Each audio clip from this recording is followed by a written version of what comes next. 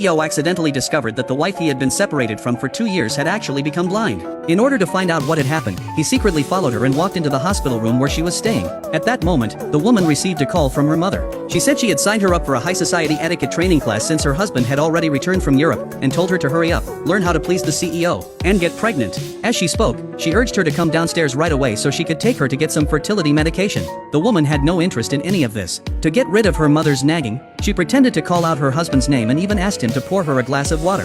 When the mother learned that her son-in-law was right beside her, she happily hung up the phone. But in the very next second, someone really held a glass of water up to her lips. The woman thought it was a doctor. Until the CEO spoke his own name, she froze on the spot. It turned out that 2 years ago, in order to pay for her adoptive mother's medical treatment, she had agreed to her biological parents' arrangement to marry the powerful CEO. At their first meeting, the woman had almost been late, only because she had rescued a stray cat on the way. Some cat fur got into her eyes, so she appeared with reddened eyes. The CEO mistakenly thought that she had just broken up with her boyfriend and was forced into this marriage alliance, but that actually perfectly matched his expectations for a partner. He immediately laid out a condition: the marriage could exist, but there would be no love. After signing the prenuptial agreement, the CEO left for Europe, and it wasn't until 2 years later, when the woman came to the hospital for a debridement surgery due to an eye infection, that they unexpectedly met again. Upon learning that the CEO had suddenly returned, the woman was very surprised. She took the glass of water and drank it all in one go. Only then did the CEO realize that she must have been thirsty for quite a while, yet unwilling to trouble anyone. At that moment, he felt a trace of goodwill toward her for the first time. Just then, an elderly woman from the next room came over and scolded the CEO,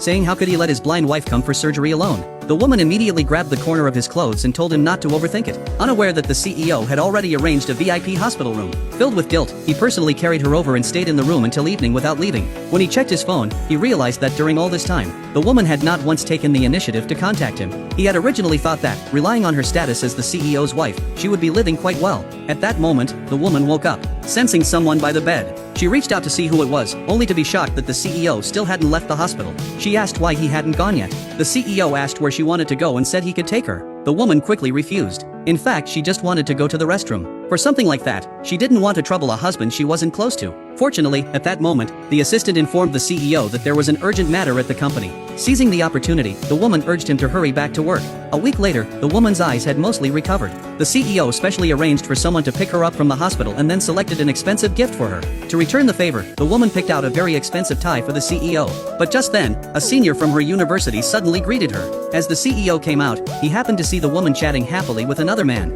and his expression instantly turned cold. Just as the woman was about to get into the man's car, the CEO suddenly turned on his headlights and, with a serious expression, told her to get into his car. She didn't say a single word to him during the ride. Being so nervous, she even forgot to give him the gift she had bought. Just as she turned to give him the gift, the CEO walked toward her.